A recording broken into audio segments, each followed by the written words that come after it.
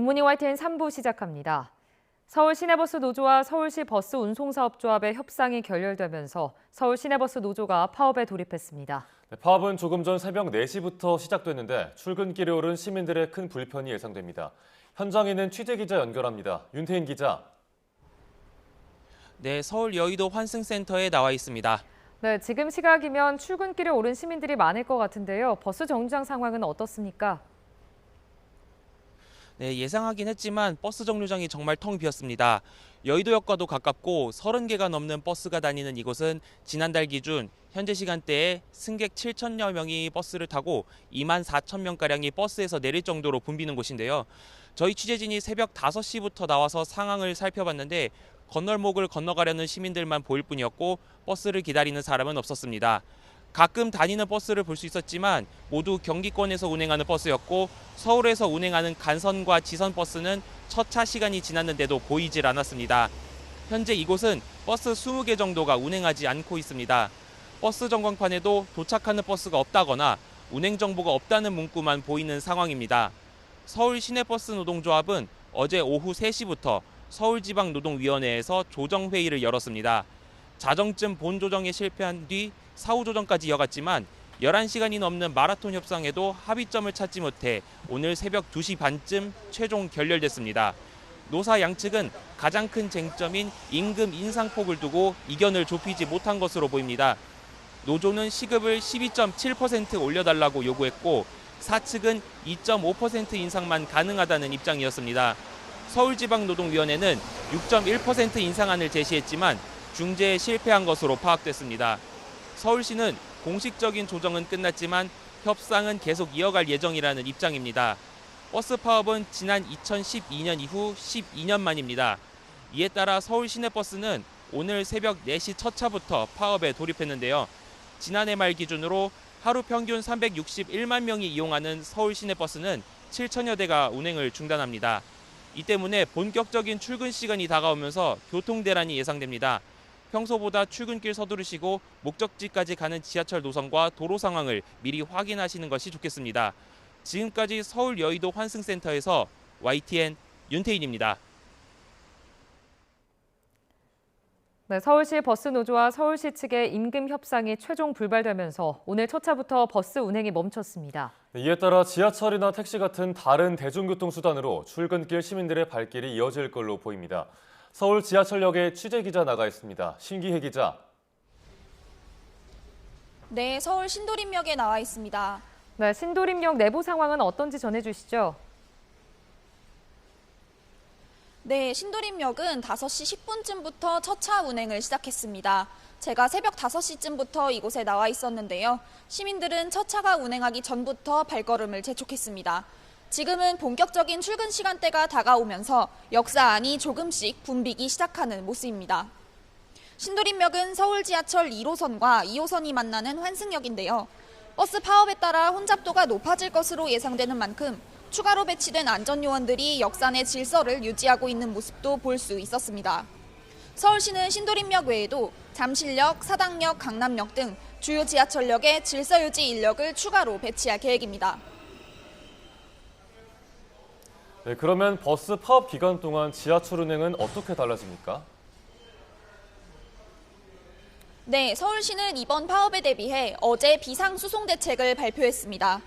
지하철의 경우 하루 동안 평소보다 200회 이상 운행 횟수가 늘어나게 됩니다. 특히 아침, 저녁 출퇴근 혼잡 시간대를 1시간씩 연장해서 이 시간대의 지하철 운행이 더 많이 늘어날 전망입니다. 기존의 다음날 새벽 1시까지였던 막차 시간도 새벽 2시까지로 늘어납니다. 시내버스 운행이 멈춘 구간 가운데 마을버스가 다니지 않는 곳에서는 주요 지하철역을 오가는 무료 셔틀버스가 운영됩니다. 또 서울시는 파업이 길어질 경우를 대비해 시내 주요 공공기관과 기업, 학교들의 등교와 출근 시간 조정을 요청한다는 방침입니다. 버스 파업 동안 대체 교통수단 정보는 서울시 다산콜센터와 교통정보센터 홈페이지 등을 통해 확인하실 수 있습니다.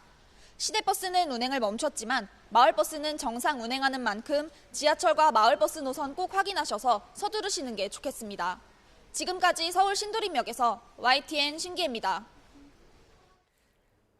네, 정부의 거듭된 대화 시도에도 전공의들은 대화에 응하지도 병원에 돌아오지도 않고 있습니다. 차기 회장으로 강경파 인사가 선출된 의사협회는 윤석열 대통령이 직접 전공의들과 대화에 나서라고 요구했습니다. 김평정 기자입니다.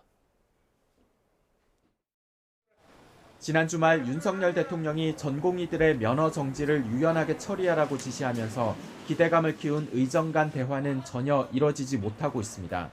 2,000명 증원 백지화를 요구하는 의료계와 불가 입장을 고수하는 정부 모두 한 발도 앞으로 나가지 않고 있기 때문입니다. 여전히 전공의들은 복귀 요청에 응하지 않고 있고 의대 교수들은 사직서 제출을 이어가고 있습니다. 전국 18개 병원 소아청소년과 전공의들은 호소문을 올려 필수 의료 환경이 개선되지 않으면 의대 증원은 의미가 없다고 주장했습니다. 의사협회는 윤석열 대통령이 직접 전공의와 대화할 것을 요구하고 나섰습니다. 대한민국 행정부의 최고 통수권자이신 윤석열 대통령께서 직접 이해 당사자인 전공의들과 만나 현 상황의 타개를 위한 협의를 진행하여 문제 해결의 실마리를 마련해 주실 것을 간곡히 당부드립니다. 새 의사협회 회장에 강경파 인물이 당선된 건 대화 가능성을 더욱 낮추고 있습니다. 임현택 신임의협 회장은 의대 정원은 오히려 지금보다 500에서 1000명 줄여야 하고 대통령 사과와 보건복지부 장관 파면까지 요구하고 있습니다. 또 전공의에 대한 면허 취소가 현실화하면 총파업, 즉 개원이 집단 휴진에 돌입하겠다고 했는데 정부는 법을 무시하는 주장이라고 비판했습니다. 그런 주장은 의사 집단이 법 위에 서겠다는 주장입니다. 예, 법을 위반한 거에 대해서는 상응하는 조치가 있어야 된다는 그런 원칙에는 변화가 없다 이런 말씀을 드리고요. 의료계와 정부 모두 대화 필요성은 꾸준히 강조하고 있지만 대화의 출발점에 대한 입장이 극명하게 엇갈리면서 갈등의 골만 더 깊어지는 모습입니다. YTN 김평정입니다. 대통령실은 보건 의료 분야에 과감하게 재정을 투자하겠다며 의료계를 향해 거듭 대화를 촉구했습니다. 다만 의대 정원 2,000명 증원에 대해선 변경 불가라고 선을 그었는데 총선을 앞둔 여당에서조차 그렇게 늘리면 의료 파탄이 올 거란 반발이 나왔습니다. 권남기 기자가 보도합니다. 의료개혁 실무를 총괄하는 성태윤 정책실장은 브리핑을 열고 의료계를 향해 전에 없던 국가 재정 투자를 제안했습니다. 내년 예산을 의료개혁 5대 재정사업 중심으로 편성하겠다며 전공의 육성을 국가가 지원하는 전공의 수련 국가 책임제나 지역 병원을 키우기 위한 지역의료 발전 기금 등을 제시했습니다. 이런 개혁 추진을 뒷받침하기 위한 별도의 자금 주머니 격인 필수의료 특별회계를 새로 만들겠다고 밝혔습니다. 보건 의료 분야를 안보나 치안과 같은 반열에 두고 과감한 투자를 하겠다는 전날 윤 대통령 발언에 이어 보다 구체적인 방안을 제시한 겁니다. 지금까지의 접근을 뛰어넘는 전혀 새로운 과감한 방식의 피투자가 필수적입니다. 의료계의 수건이기도 한 국가재정 투자 방안엔 하루속히 대화에 참여하라는 메시지가 깔렸습니다. 내년도 예산안의 큰 가닥이 앞으로 두어 달 안에 잡히는 만큼 재정 투입을 위해 대화할 시간이 얼마 남지 않았다고 촉구한 셈입니다. 의료 개혁을 위한 정부와의 대화에 적극 나서주시기 바랍니다. 하지만 2,000명 증원 재검토 요구에 대해선 이미 대학별 배정이 끝났다며 후퇴는 없다는 점을 거듭 강조했는데 반발은 의료계와 야당을 넘어 여당 일부에서도 이어졌습니다. 의료 파탄이란 말까지 나왔습니다. 돌아오게 되면 2,000명이 아니고 4,000명을 교육을 시켜야 됩니다. 완전 의료 파탄이 일어나는 거죠. 이 문제 해결을 위해서는 의제 제한 없이 서로 대화를 이어가야. 용사는 면허정지 처분 완화 가능성에 이어 과감한 재정 투자를 약속하며 의료계를 향해 또다시 대화의 손길을 내밀었습니다. 다만 2,000명 증원 규모를 고수하는 만큼 평행선 대치는 불가피할 전망입니다. YTN 권남기입니다. 국민의힘 한동훈 비상대책위원장이 오늘 서울 가락동 농수산물 도매시장에서 4월 총선 공식 선거운동을 시작했습니다. 한 위원장은 국민의힘은 땀 흘려 일하는 생활인을 대변하는 정당이라면서 그런 사람들이 더 잘 살길 바라는 의미에서 가락시장에서 첫날을 시작한다고 말했습니다. 이어 정치 개혁과 민생 개혁을 내걸고 그 전제로서 범죄 세력을 심판해야 한다면서 그런 의미에서 정치 개혁, 지역 균형 개발, 서울 발전을 하는 의미의 국회 완전 이전을 말씀드린 것이라고 설명했습니다. 더불어민주당은 22대 총선 공식 선거운동이 시작되는 오늘 대통령실이 있는 서울 용산에서 출정식을 엽니다. 민주당은 이 자리에서 이태원 참사 등 윤석열 정부의 실정을 부각하고 정권 심판 여론을 끌어올릴 예정입니다. 이재명 대표는 이후 서울 격전지인 중성동갑, 동작갑을 지역에서 지지를 호소한 뒤 자신의 지역구인 인천 계양에서 표심을 공략합니다.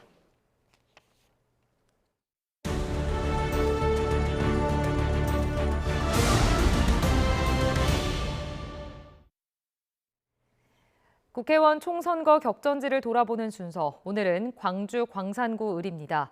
5선의 전남지사, 국무총리, 당대표까지 지낸 이낙연 후보와 구청장 2번의 친명 현역 국회의원 민형배 후보가 격돌하는데요. 광주 광산을은 애초 별다른 주목을 받지 못하던 선거구였지만 지금은 전국에서 관심을 받는 곳이 됐습니다. 나현우 기자가 전해드립니다. 광주 광산구는 주민 평균 연령이 39.5세로 광주에서 가장 젊은 지역입니다. 특히 광산을 지역은 첨단과 수안지구를 비롯한 광주의 대표적인 신도시가 자리 잡고 있습니다.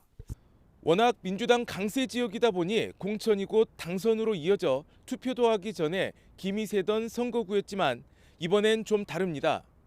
이곳에서 재선에 나서는 민형배 의원에게 새로운 미래 이낙연 대표가 도전장을 내민 겁니다. 민주당 민형배 의원은 광산구청장만 내리 2차례 한 데 이어 국회의원까지 지내 지역구 기반이 탄탄하다는 평가를 받습니다. AI와 미래차를 비롯한 미래 먹거리 확보와 광주 전남 초광역에너지, 메가시티 구상 등을 내세우며 자신이 적임자임을 강조하고 있습니다. 그리고 광산을 중심으로 해서 AI 융복합단지와 미래차 단지가 들어서고 있습니다. 미래 광주의 먹거리, 광산의 먹거리를 확충하는 데 가장 중요한 힘을 쏟을 예정입니다. 새로운 미래 이낙연 대표는 5선 국회의원과 대권주자, 도지사, 여당 대표와 국무총리까지 맡아본 경험을 내세우고 있습니다. 특히 장기화하고 있는 군공항 이전 문제를 비롯한 광주 지역의 해묵은 현안을 해결하는 데 앞장서겠다며 지지를 호소하고 있습니다. 광주 전체로는 군공항 이전이라든가 또는 AI 산업의 발전이 현안입니다. AI 산업은 예타 면제 사업으로 채택되는데 제가 총리 시절에 도와드렸던 경험이 있습니다. 두 후보 모두 윤석열 정부의 무능과 실정을 지적하지만 온도차는 확실합니다. 지난 2022년 검수완박 법안 처리 과정에 민주당을 탈당하기까지 했던 민형배 후보는 이른바 검찰 독재를 끝내겠다는 포부입니다. 이를 위해 검찰 수사권과 기소권 완전 분리를 위한 검찰 정상화법을 1호 법안으로 내겠다고 약속했습니다. 지금 윤석열 검찰 독재 정권은 한마디로 일방통행입니다. 여야 협치도 없고 민생에 대한 고민도 부족합니다. 따라서 22대 국회가 되면 가장 먼저 정치를 정상화해야 합니다.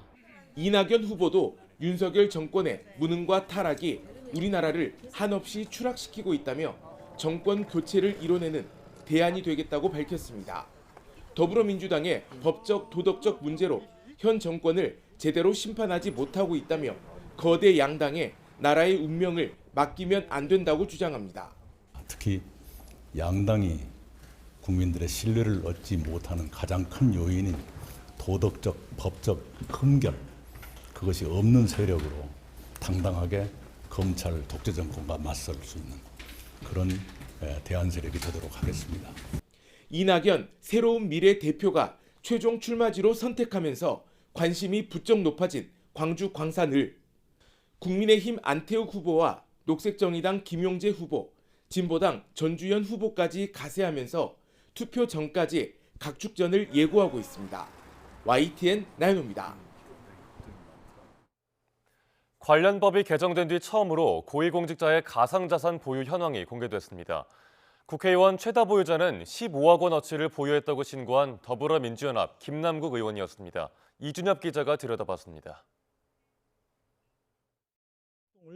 조만영 전남자치경찰위원장은 배우자와 자녀까지 모두 앞에 가상자산 10억 7천만 원을 신고했습니다. 전주교대 박병춘 총장의 배우자는 코스모스라는 특정 종목만을 7억 1,700만 원어치 사들였습니다.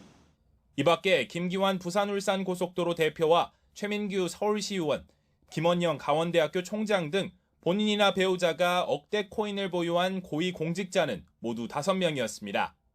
김남국 의원의 코인 논란으로 공직자윤리법이 개정되면서 이번 고위공직자 재산 공개에 가상자산이 처음으로 포함됐습니다.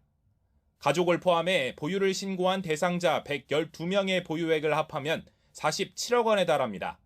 이 가운데 자녀를 빼고 본인이나 배우자가 보유한 경우는 전체의 72%인 81명이었습니다. 특히 서울시의원이 12명, 경기도의원이 11명 신고하는 등 전체 58%인 65명이 광역시도의원이었습니다.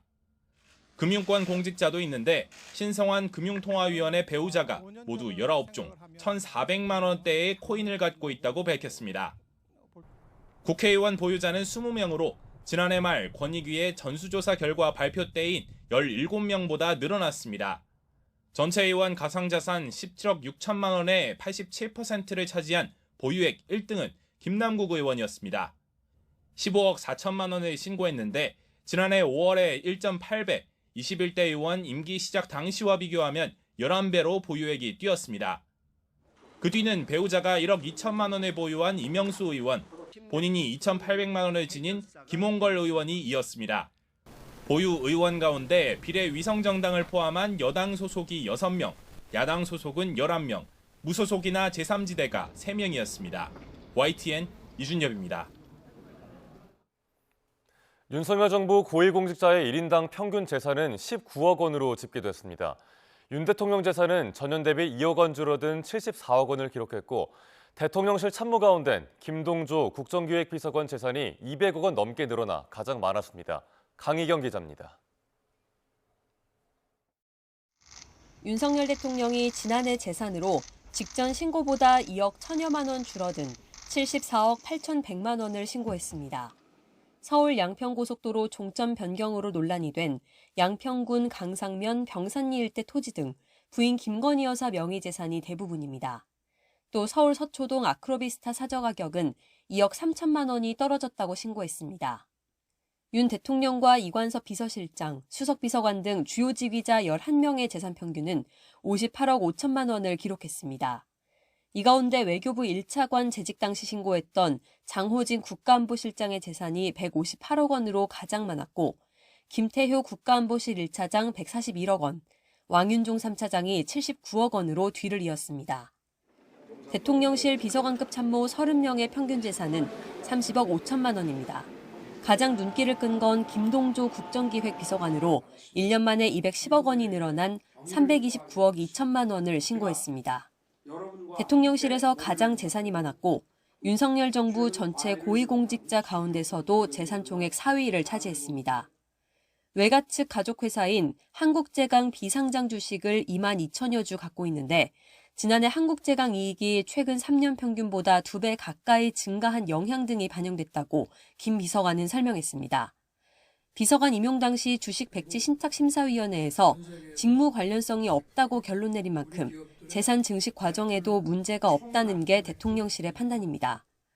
올해 정부 공직자윤리위원회에 재산을 신고한 공직자는 1,975명, 재산 평균은 19억 101만 원으로 직전 연도보다 5천만 원 가까이 줄었습니다. 재산 공개 대상자 1,975명 중 50.5%인 997명의 재산은 감소하였고 49.5%인 978명의 재산은 증가하였습니다. 대통령실 참모들 가운데서도 절반가량은 재산이 줄었는데 공시가격 하락 등으로 집값이 떨어진 영향이 컸습니다. YTN 강희경입니다. 이번에 재산이 공개된 고위공직자 가운데 절반 가까이가 재산이 증가한 걸로 집계됐습니다. 정부 공직자윤리위원회가 공개한 고위공직자 재산 공개 내역을 보면 대상자 1,975명 가운데 49.5%인 978명의 재산이 늘었습니다. 5억 넘게 증가한 사람이 42명, 1억에서 5억 사이가 316명, 1억 미만은 620명이며 평균 3,326만 원의 재산을 불렸습니다.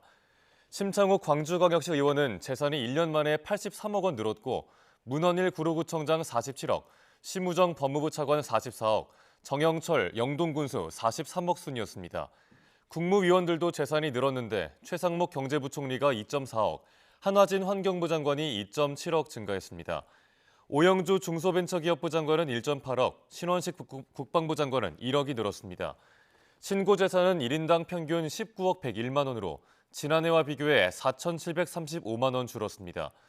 재산 총액 1등은 최지영 기재부 차관부로 494억 원을 신고했습니다.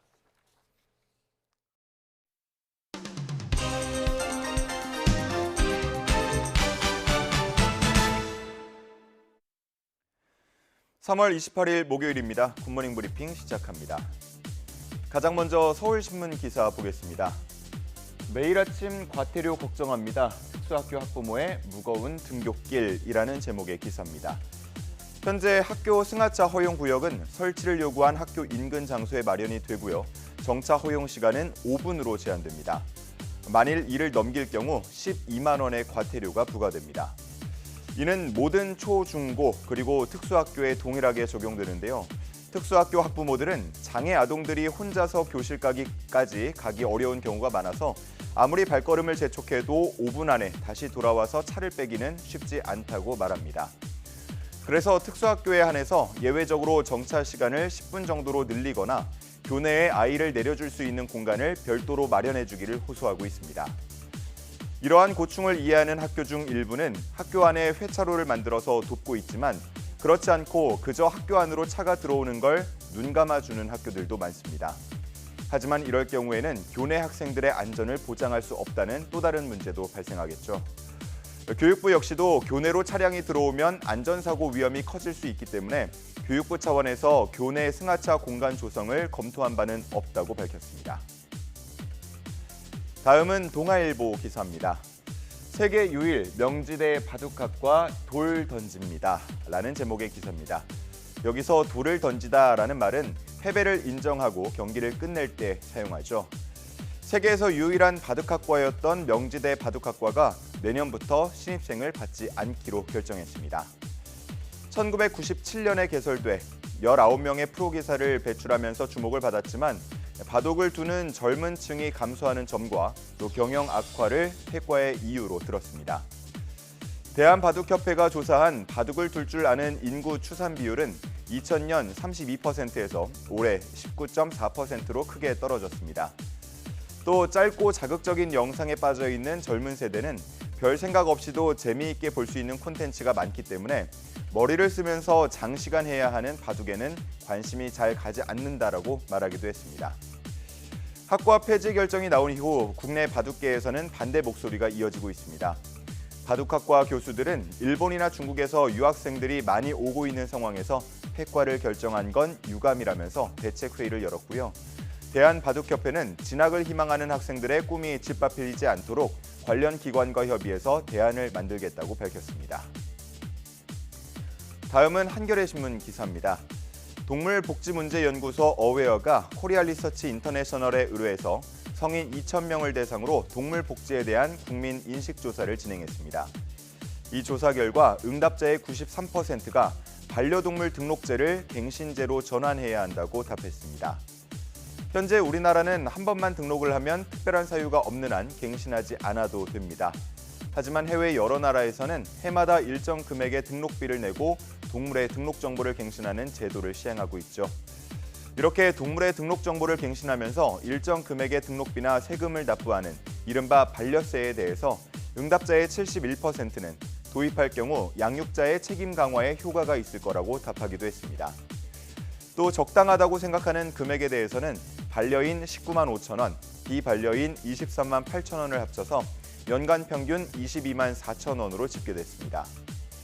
이렇게 마련된 재원에 대해서는 유기동물을 관리하거나 보호소를 개선하고 동물학대를 방지하거나 구조하는 등 공익적으로 쓰이길 바란다고 대다수가 응답했습니다. 마지막으로 조선일보 기사 보겠습니다. 최근 한우 C수소 정액 도난 사건이 잇따르고 있습니다. 정부가 보증하는 C수소의 정액은 농협이 운영하는 한우 계량 사업소에서만 생산 보급되고 있는데요. 보증된 226마리에서 일주일에 2, 3회씩 채취해서 연간 200만 개 정도의 냉동 정액을 생산합니다. 생산된 정액에는 고유 번호를 붙여서 유전 정보 등을 관리하는데요. 매달 인터넷 추첨을 통해서 일정량씩 판매할 때마다 슈퍼소로 태어날 가능성이 크다는 품질이 좋은 번호에는 신청자가 몰려서 경쟁이 상당합니다.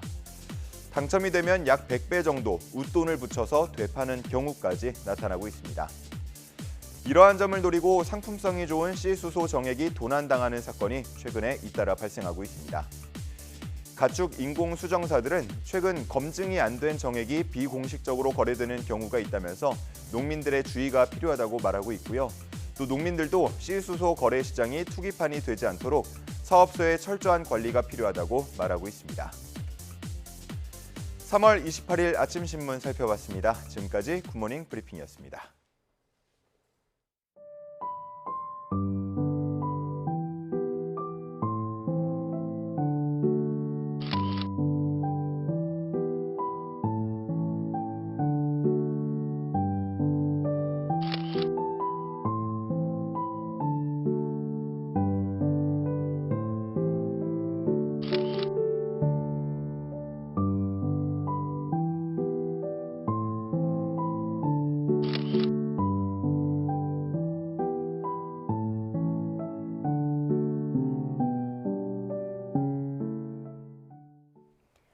복무 규정을 위반했다는 이유로 감사 대상에 오른 부서의 고위 공무원이 민원인의 민감한 개인정보를 몰래 들여다본 혐의로 검찰에 넘겨졌습니다. 뒤늦게 이 사실을 알게 된 민원인은 감사 민원직에 대한 보복 차원이라며 두려움에 떨고 있습니다. 유서연 기자가 단독 보도합니다. 인천시청에 방문했던 A씨는 특이한 광경을 목격했습니다. 특정 부서에서 정해진 점심시간을 지키지 않고 훨씬 전부터 자리를 뜬 공무원들을 발견한 겁니다. 심지어 일부 직원은 2시간이 다 되도록 업무에 복귀하지 않자 A씨는 복무 규정을 위반했다며 현장에서 감사를 요구했습니다. 너무 심한 거 아닌가 해서 감사실에 전화를 해서 내려와서 사실 확인 좀 부탁드린다고 하게 된 거고, 감사실에 내려와서 보니까 실제적으로 이제 그런 문제점이 있는 걸 보여서 감사 민원을 제출한 적이 있죠. 민원은 접수됐고 사태는 일단락하는 듯 했습니다. 그런데 문제는 그 다음 날부터 시작됐습니다. 감사가 접수된 부서의 고위공무원 B씨가 지방세입 정보 시스템에 접속해 A씨의 개인정보를 조회하기 시작한 겁니다. 가장 먼저 체납자 관리카드에 이름이 올라왔는지 들여다봤습니다. A씨가 체납한 사실이 있는지 확인하기 위해 개인정보를 열어본 것으로 의심됩니다. 며칠 뒤에는 또 다른 공무원 C씨를 시켜 A씨의 주민등록 등본과 초본까지 몰래 열람했습니다. A씨의 주민등록 번호는 물론 주소와 가족관계 등 민감한 개인정보에 일방적으로 접근한 겁니다. 제가 자기네 해당하는 지자체에 거주한다고 생각했을 거 아닙니까? 했는데 안 나오니까 그거에 대해서 확인하기 위해서 주민등록 등본표를 열어본 거라고 제가 생각하게 된 거죠. 이 같은 사실을 까마득히 모르던 A씨는 익명의 편지를 받고서야 낌새를 눈치챘습니다. 민원 제기에 대한 보복으로 받아들인 A씨는 두려움에 결국 이사까지 가야 했습니다. 경찰 조사에서 B씨는 부하 직원을 통해 A씨의 체납 여부와 주민등록 정보를 조회한 것은 사실이나 업무를 위해 한 거라고 주장했습니다. 하지만 확정된 체납을 징수하기 위해서가 아닌 체납 여부가 있는지 알아보기 위해 특정인의 개인정보를 조회하는 건 불법입니다. 경찰은 개인정보보호법 위반 혐의로 B씨를 검찰에 넘겼습니다. 또 B씨 지시를 받고 등본과 초본을 열람한 C씨에 대해서도 수사하고 있습니다. 인천시청은 아직 수사 중인 사안이라며 공식 입장을 내지 않겠다고 말을 아꼈습니다. YTN 유서연입니다. 검찰이 병원에 수백억 원대 리베이트를 제공한 횡령을 받는 종근당 계열사 경보제약 임원에 대해 구속영장을 청구했습니다. 서울 서부지방검찰청은 경보제약 재무담당 본부장 A씨에게 횡령 등의 혐의를 적용해 구속영장을 청구했다고 밝혔습니다. 앞서 검찰은 국민권익위원회로부터 관련 공익신고를 넘겨받아 수사를 이어왔으며 지난해 12월과 지난 1월 경보제약 본사와 수도권 소재 사무소를 각각 압수수색했습니다. 정부는 최근 온라인에서 유명인 사칭 광고를 통해 불법 사금융과 불법 금융투자 사기 피해가 확산하자 무관용 원칙을 적용해 철저하게 수사하기로 했습니다. 정부는 어제 정부 서울청사에서 국무조정실과 과학기술정보통신부, 방송통신위원회와 금융감독원 등 관련 부처와 불법 사금융 척결 범정부 실무 TF회의를 열고 대책을 논의했습니다. 경찰청은 특별 단속을 올해에도 강화하고 악질적 조직적 범죄에 대해 무관용 원칙으로 철저하게 수사하겠다는 방침을 세웠습니다. 아울러 범죄단체 조직제와 범죄수익 은닉 규제법을 적용해 엄정하게 단속할 계획입니다. 그동안 부동산 정비 사업의 큰 걸림돌로 평가받던 재건축 초과이익 부담금이 많이 줄어들게 됐습니다. 관련 개정법이 오늘부터 시행된 건데 최근 워낙 부동산 경기가 좋지 않은 만큼 시장 분위기 반전까지는 쉽지 않을 전망입니다. 차유정 기자입니다. 재건축으로 얻은 이익에서 최대 50%를 부과하는 재건축 초과이익 환수제. 부담금이 지나치게 높다는 지적과 함께 정비사업의 최대 걸림돌로 평가받아 왔습니다.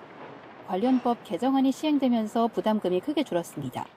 재건축 부담금을 면제하는 기준이 3천만 원에서 8천만 원으로 올라갔고 부과 구간도 완화됐습니다. 초과이익이 많지 않았던 단지들은 부담금 부과 대상에서 빠지게 된 겁니다. 초과이익을 환수하는 재건축 단지는 40% 정도 줄고 평균 부담금도 8,800만 원에서 4,800만 원으로 절반 가까이 감소할 것으로 추산됐습니다. 하지만 이런 변화에도 재건축 시장 분위기가 반전되기는 어려워 보입니다. 원자재 값이 여전히 비싼 데다가 부동산 경기가 워낙 침체해 재건축 사업성이 떨어졌다는 평가가 많기 때문입니다. 게다가 고금리 상황도 계속되며 초과 부담금 완화만으론 시장이 활기를 찾기 힘들 전망입니다. 재건축을 추진하는 조합원 입장에서는 어느 정도라도 부과한다는 데 의미가 있기 때문에 이게 완화된다고 해서 재건축이 활성화되거나 또는 가격이 오르거나 그러지는 않을 거라고 봅니다. 재건축 초과이익 환수 자체에 문제가 많은 만큼 폐지를 주장하는 목소리도 적지 않습니다. 재건축으로 얻은 이익이 아직 발생하지 않은 미실현 이익인데도 과세하는 건 문제가 있고 부담금 자체가 형평성에도 맞지 않다는 겁니다. 같은 정비 사업인 재개발에는 없습니다. 신규 아파트나 분양을 받아서 새로 입주하는, 같이 입주하는 이런 분양자에게도 부과되지 않습니다. 그런 차원에서 여러 가지 형평성의 문제도 있기 때문에 총선을 앞두고 정치권에서도 폐지 논의에 군부를 대는 분위기도 있지만 당장 법 개정 논의가 이루어지긴 쉽지 않습니다. 개정안이 5달 안에 부담금을 부과하도록 하는 만큼 이르면 올해 상반기 중에는 부과받는 단지가 나올 전망입니다. YTN 차유정입니다. 한국이 세계 3대 채권지수인 세계국채지수에 이번에도 편입되지 못했습니다. 세계 국제지수를 관리하는 영국 파이낸셜 타임스 스톡 익스체인지 FTSE 러셀은 FTSE 채권시장 국가 분류를 발표하면서 한국의 국채지수 관찰 대상국 지위를 유지한다고 밝혔습니다. FTSE 러셀은 국채 발행 규모와 국가 신용 등급, 시장 접근성 등을 따져 통상 3월과 9월 세계 국채지수 편입 여부를 정기적으로 결정합니다. 세계 국채지수는 미국과 영국, 캐나다, 일본 등 주요 24개국 국채가 편입돼 있으며 추종 자금은 약 2조 5천억 달러로 추산됩니다.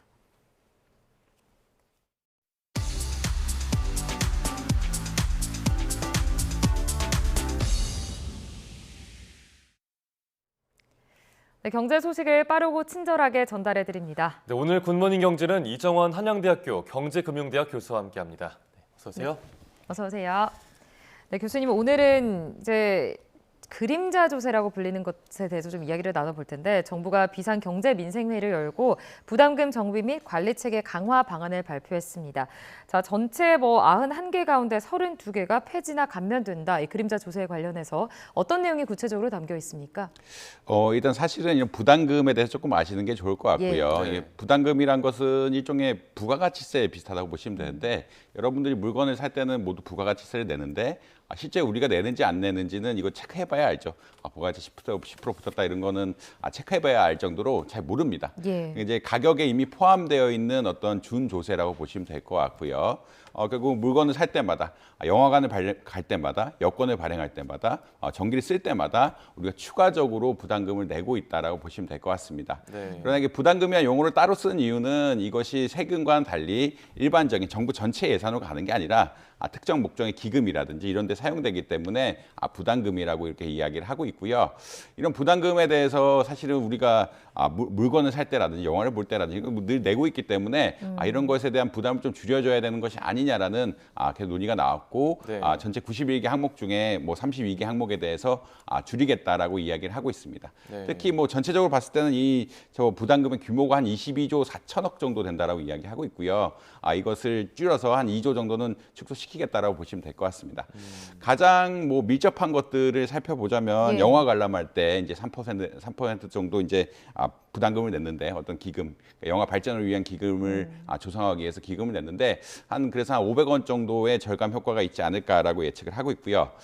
전기요금 같은 거 내면은 이제 3.7% 정도의 어떤 부담금을 내고 있는데 역시 쓴 거에 대해서 추가적으로 세금을 내고 있는데 이 역시 한 1%포인트 정도 축소시키겠다라는 이야기를 하고 있습니다. 네. 그다음에 여권 같은 거 발행할 때 이제 국제고루 기여금을 해서 뭐 3,000원 정도 더 인하하겠다라고 이야기하고 있고요.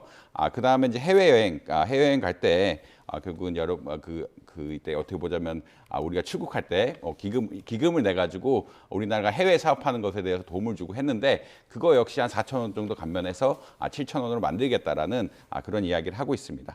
뭐 기업 차원에서도 이제 학교용지 부담금, 뭐 흔히 말해서 이제 학교 개발을 위해서 분양가의 뭐 0.8%를 추가적으로 내는 것들에 대해서 좀 감면해 주겠다라고 이야기하고 있고요. 환경개선 부담금 같은 것도 축소시키고 전반적으로 이제 부담금에 대한 어떤 분담금 여러 가지가 있는데 이런 전반적인 준조세에 대한 한번 점검을 해서 민생을 조금 좀 도와주는 이런 정책들을 피고 있다라고 보시면 될 것 같습니다. 네. 부담금 내용을 보니까 이런 걸 내고 있으나를 모르시는 국민들도 뭐 저를 포함해서 있었을 것 같습니다. 이게 세금과는 별개인 부담금의 개념인 거고, 근데 눈에 띄는 항목이 보니까 전기요금에 포함되는 전력기금 부담금이더라고요. 이건 부담금 중에 가장 큰 비중을 차지하고 있는데 가정 입장에선 당장에 전기요금이 들어오니까 좀 더 체감하기가 쉬울 것 같아요. 근데 이제 아무래도 이게 전체 사용량에 대해서 네. 세금이 붙는 거니까 지금 3.7%를 붙고 있는데 이렇게 이게 전력기금을 위해서 쓰는 거고요. 근데 이제 1%포인트 하락한다고 했으니까 뭐 사실 엄청 느끼는 것은 아니고 뭐 1% 그러니까 보통 10% 이상 하락을 해야 우리가 체감적으로 많이 떨어진다라 느끼고 있을 텐데 아무래도 뭐 1%포인트 하락을 할 거다. 그리고 6개월에 한 번, 그다음 1년에 걸쳐서 천천히 내릴 거다라고 이야기하고 있어서 즉각적으로 내리는 효과는 조금 뭐 어떻게 보면은 체감적으로 내리는 효과는 좀 작을 수도 있는데 아무래도 뭐 계산상으로는 1년에 한 8,000원 정도는 4인 가구 기준으로 좀 어떻게 보면은 축소시킬 수 있다라는 그런 이야기는 하고 있는 것 같습니다. 결국은 아무래도 이제 전력 사용량이 많고 이것은 정률세이기 때문에 어떻게 보면 3.7%라는 것을 계속 내고 있고 이것이 뭐 가계에서 부담이 줄어드는 것은 분명한 상황이기 때문에 뭐 긍정적일 수 있다라고는 보시면 될 것 같습니다. 네. 예, 이게 지금 1961년 이후에 이런 부담금 차원의 이런 부분에 이제 개편되는 게 63년 만이거든요. 아무래도 이제 감면 규조가 아까 22조 중에 이제 2조 원이라고 말씀을 해주셨는데 국민과 기업의 부담은 좀 줄어들겠지만 세수 쪽에 이제 좀 부족 우려를 하는 이제 목소리도 나오고 있습니다. 이 부분은 어떻게 보고 계세요? 사실 이게 여러 가지 이슈가 혼합돼 있다고 말씀드릴 수 있을 것 같습니다. 이런 분담금 혹은 부담금이란 것은 기금이라든지 특별회계로 사용된다고 말씀드렸는데 이것은 목적이 정해진 대로 사용된다고 보시면 될 것 같습니다. 영화 기금 같은 건 영화 발전을 위해 써야 되고 전력 기금 같은 거는 전력 산업의 발전을 위해 써야 되고 이런 특수 목적이 정해져 있거든요. 그렇기 때문에 사실은 이게 옛날에 편성됐죠. 일단 옛날에 편성됐고요. 이 기금이 옛날에 편성됐다는 거는 옛날에는 재정 수요가 많았지만 지금도 재정 수요가 축소되는 이런 경향들이 발생할 수도 있다라고 아마 이해하시면 될 것 같습니다. 대표적인 사례가 이제 전력기금 같은 경우라 그러는데 전력기금은 한 1조 정도 지금 뭐 기금에 잉여금이 남아가지고 계속 이월하고 있는 상황이다라고 이야기하고 있거든요. 사업할 걸 찾을 수가 없어가지고 이행을 하는 이런 것이라고 볼 수 있을 것 같고요. 물론 이제 상황에 따라서 영화 관련해서 영화 발전 기금 관련해서는 정부가 이거 분담금을 없애면 정부가 예산으로 보충하겠다라는 그런 이야기를 하고 있고, 뭐 전력기금 같은 경우는 뭐 축소하는 게 바람직하지 않느냐는 이야기를 하고 있고, 상황마다 조금 대처 방안이 조금 다른 것 같다라고는 아마 이해하실 수 있을 것 같습니다. 그러니까 앵커님이 말씀하신 대로 제도 자체가 오래돼 있다 보고 이거 손을 안 봤기 때문에 특정 기금은 수요가 늘어나고 있고 특정 기금 수요가 줄어들고 있고, 이것을 효율화하는 과정 속에서 어떤 것들은 정부 예산을 통해서 하는 것이 합리적이다로 생각을 할 수가 있고요. 기금 잉여 같은 것들이 많아서 쓸 수 없는 돈들은 사실 축소시키는 게 굉장히 바람직하기 때문에 사항 고려를 하면서 정부가 예산을 조절하지 않을까라고 아마 예측을 하시면 될 것 같습니다. 네, 그럼 이번 부담금 감면 또는 폐지 조치는 언제부터 시행되는 겁니까? 일단은 이게 법률이 바뀌어야 되는 게 있고 시행령만 바꿔야 되는 게 있는데, 이게 정부 차원에서는 뭐 크게 두 가지 정도가 문제가 된다. 그러니까 시행령을 바꾸는 것은 굉장히 쉽습니다. 그러니까 정부에서 어떻게 보면 정부에 정하면 되는 거기 때문에 7월부터 흔히 말 시행이 될 것이다라고 보시면 될 것 같고요. 이제 뭐 폐지라고 보통 붙은 것들은 법률을 바꿔야 되는 것들인데, 법률을 바꿔야 되는 경우에 대해서는 이제 국회 통과를 해야 되기 때문에 내년이나 시행이 되지 않을까라고 예측을 하고 있습니다. 결국 시행령을 바꾸는 것들은 보통 최고 상단, 우리가 전력기금 같은 경우에는 뭐 6.5% 이상은 거두면 안 된다라는 이런 상단 같은 게 정해져 있고, 그 하단에서 우리가 자유롭게 선택을 하는 거기 때문에 7월에 빨리 바뀔 수 있다라고 이야기할 수 있겠고요. 그렇지만 이제 법률을 바꿔야 되는 것들은 무조건 국회 허가를 받아야 되는 상황, 국회에서 통과를 해야 되는 상황이기 때문에 조금 더 시간이 걸릴 거다라고 보시면 될 것 같습니다. 네, 알겠습니다. 좀 지켜봐야겠습니다. 자, 다음 소식으로 또 살펴보도록 하겠습니다. 중국 이커머스 플랫폼의 국내 공세가 지금 거센 상황인데, 이 가운데 지금 쿠팡이 어제죠, 대규모 투자 계획을 발표했습니다. 어떤 계획인 건가요? 결국은 쿠팡이 1일 배송이 굉장히 어떻게 보면 비즈니스 모형이라고 이야기할 수 있는데, 1일 배송을 하려 그러면 결국은 여러 군데 거점형 어떤 창고들이 물류 창고들이 굉장히 많아야 됩니다.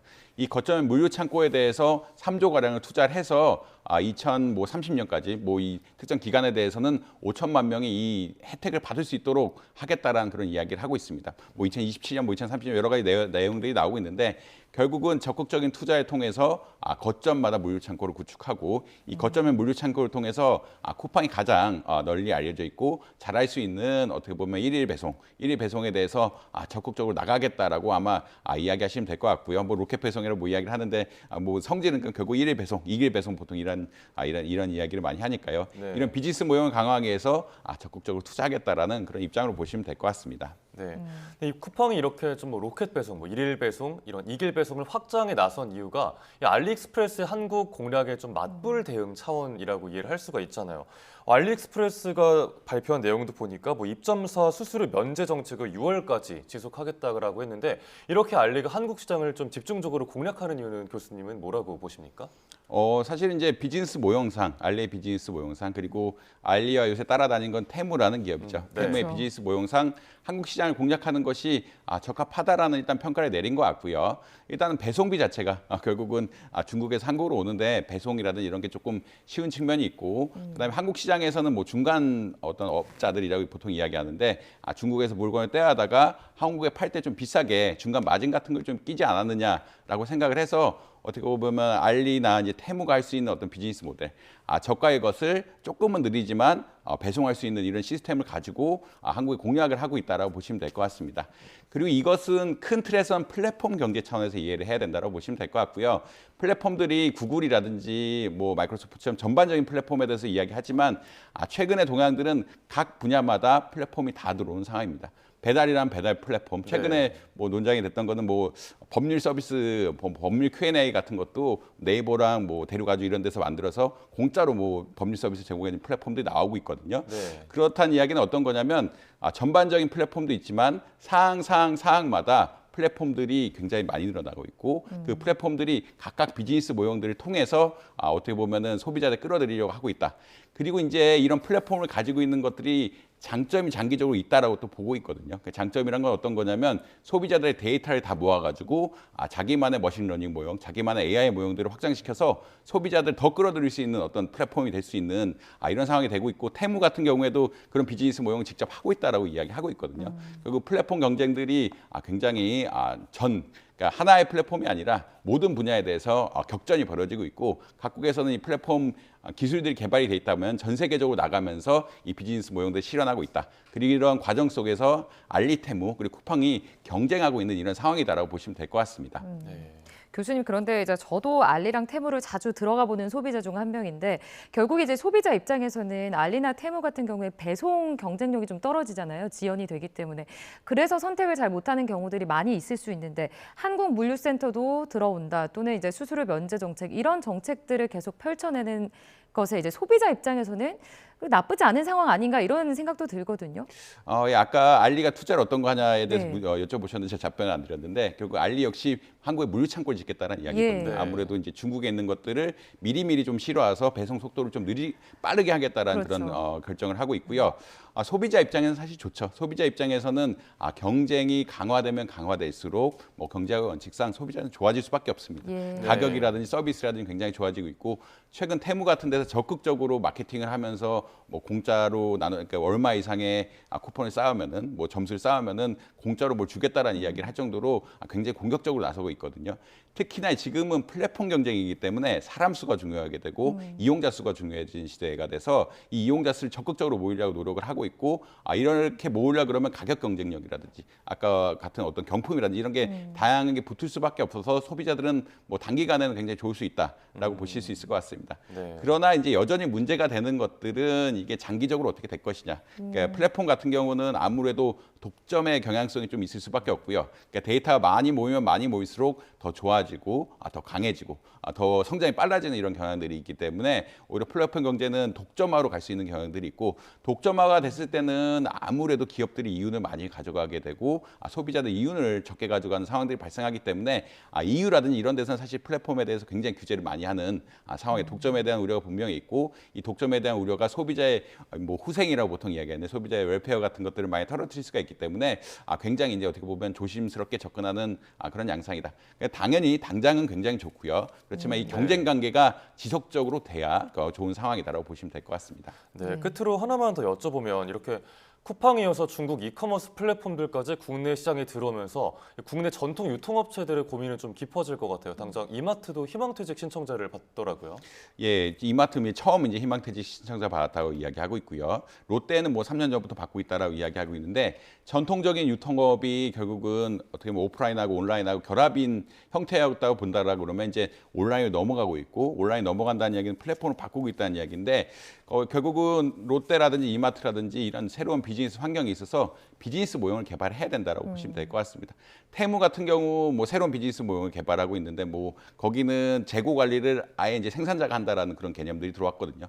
결국은 창고에 갖다 두지만 재고가 나면 다시 가져가야 되는 이런 것들을 통해서 소비자들의 원가를 굉장히 낮추겠다라는 그런 모형들을 가지고 가고 있어서 결국은 가격 경쟁이 유통업 같은 경우는 마진이 작은 산업들이고 가격 경쟁력이 굉장히 중요한 산업들인데 결국은 가격 경쟁력을 가져갈 수 있도록 비용 절감시키는 다양한 노력을 해야 될 것이고 인력 감축만으로 그건 될 것 같지는 않다. 그러니까 새로운 비즈니스 차원의 모형을 세우고 이 비즈니스 모형을 통해서 가격 경쟁력을 유지하는 그런 방안을 찾아야 되는 게 아니냐 이렇게 말씀드릴 수 있을 것 같습니다. 네, 자 끝으로 밤사이 뉴욕 증시 상황도 좀 살펴보겠습니다, 교수님.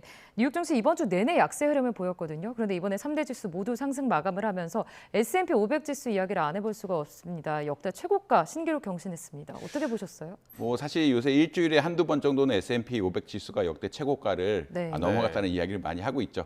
그만큼 이제 어떻게 보자면 금리에 대한 기대 인하감은 조금 좀 덜해졌지만 경기가 연착륙할 것이라는 기대감들이 굉장히 커지고 있고요.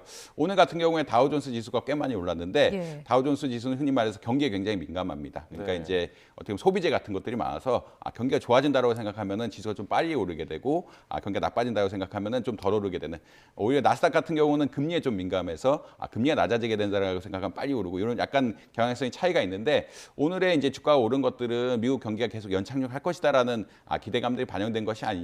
그리고 이번 주에 좀 주식이 빠졌기 때문에 이것에 대해서 어떤 상승에 대한 기대감들이 올라가면서 S&P 500은 전고점을 어떻게 극복하고 그다음에 다우존스 지수 같은 경우에는 어떻게 보면 굉장히 많이 오른 이런 상황이었다라고 보시면 될 것 같습니다. 예, 알겠습니다. 자, 여기까지 듣도록 하겠습니다. 오늘 이정환 한양대학교 경제금융대학 교수와 함께 이야기 나눠봤습니다. 교수님 고맙습니다.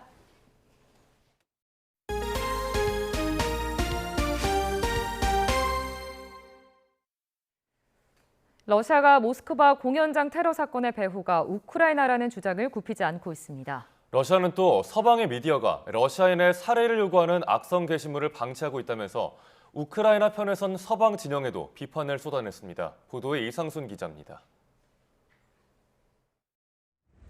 테러리스트들이 무차별 공격의 무대로 삼았던 러시아 록밴드 피크닉의 공연이 재개됐습니다.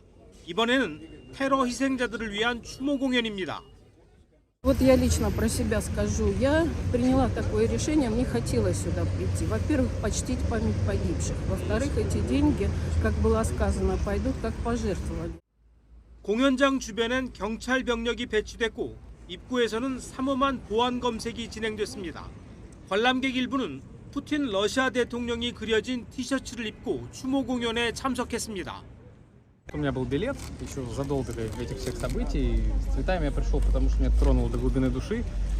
И скажу честно, я еще пока не знаю, кому их дарить. Я думал, либо положить, если здесь будет мемориал, либо просто сейчас придут мои друзья, поделить их. 이런 가운데 러시아는 공연장 테러의 배후가 우크라이나라는 주장을 굽히지 않고 있습니다. 배후를 자처한 IS, 이슬람 국가가 이 정도 규모의 테러를 수행할 능력은 없다는 겁니다. 러시아는 나아가 서방 미디어 기업들이 모스크바 테러에 대한 악성 댓글을 방치하고 있다면서 이는 테러범들과 연대하는 것이라고도 했습니다. И буквально спустя несколько часов после теракта англосаксонские медиа, мейнстримовые, CNN, New York Times и многие другие начали распространять именно эти версии. Главный смысл которых сводился к одному: во всем виноват ИГИЛ. 테러 공격 혐의로 기소된 4명은 모스크바 남동부의 악명 높은 레포르토보 구치소 독방에 수감된 것으로 전해졌습니다. 러시아 보건부는 이번 테러 사건 사망자가 143명까지 불어났고 아직 80명이 병원에 있다고 밝혔습니다. 러시아 당국이 공개한 사망자 명단에는 성이 김씨인 피해자도 있지만 러시아 국적 고려인으로 추정되고 있습니다. YTN 이상순입니다. 윤석열 대통령이 충북에서 열린 민생토론회에서 충북을 첨단 바이오산업 선도기지로 육성하겠다고 밝혔습니다. 네, 충청북도도 이에 발맞춰 첨단 바이오산업 발전 계획 등을 발표하고 본격적인 행보에 나서기로 했습니다. 이성우 기자입니다. 충북 청주에서 열린 민생토론회, 윤석열 대통령은 이 자리에서 첨단 바이오 산업의 중요성을 강조했습니다. 무엇보다 청주 오송이 국가생명과학단지 조성 이후 바이오 산업 규모가 2조 2천억 원으로 성장했다며 충북이 앞으로 첨단 바이오 산업 선도기지의 역할을 할 수 있도록 각종 지원을 약속했습니다. 올해 충북이 첨단 재생의료 글로벌 혁신 특구로 지정됐습니다.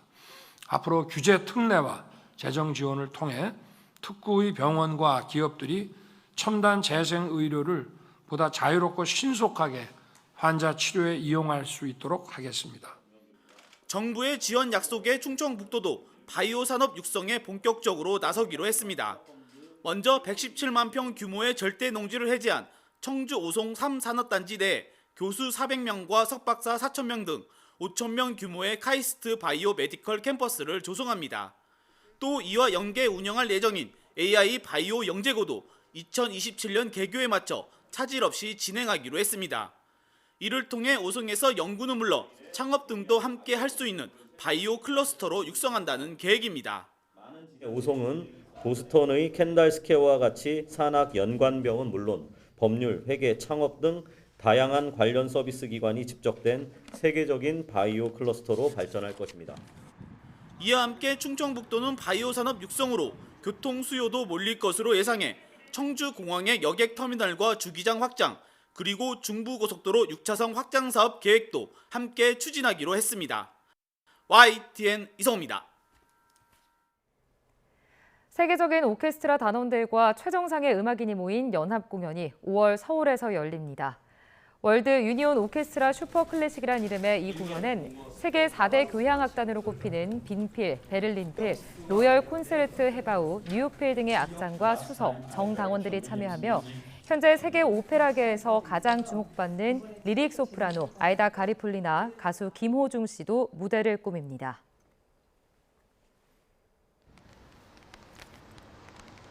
맑고 포근했던 어제와 달리 오늘은 전국에 봄비가 내리겠습니다. 이번에도 서울 등 내륙 지방에는 내리는 비의 양이 그리 많지는 않겠지만 곳곳에 황사가 섞인 흙비가 내릴 가능성이 있어 주의가 필요한데요. 여기에 경남 해안과 제주도를 중심으로는 돌풍과 벼락을 동반한 강한 비가 쏟아지겠습니다. 피해 없도록 각별히 주의하셔야겠습니다.